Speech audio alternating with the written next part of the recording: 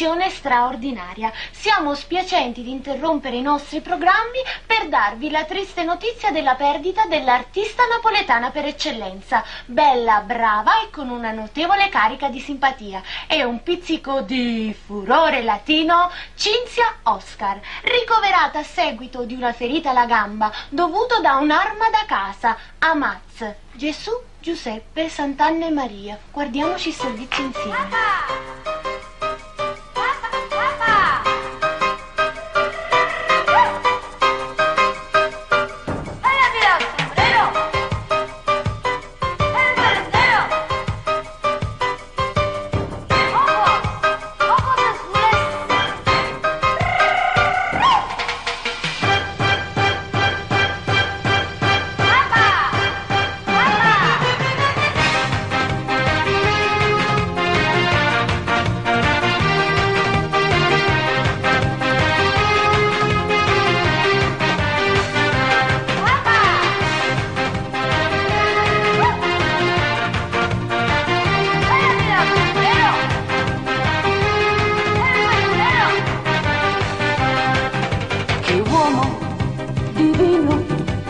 Sguardo da maschio latino, mi amava, diceva, intanto...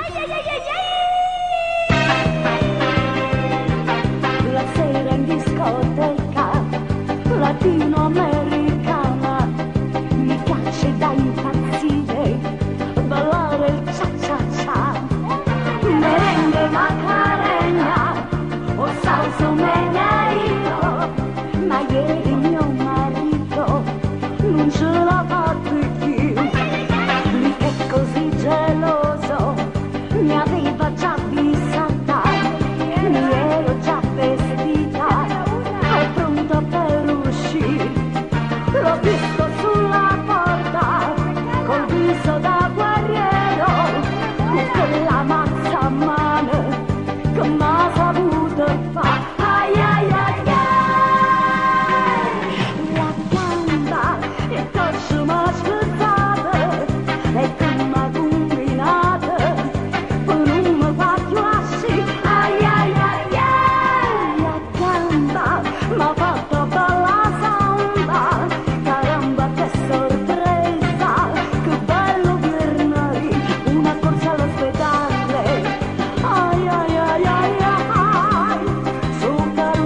Sky.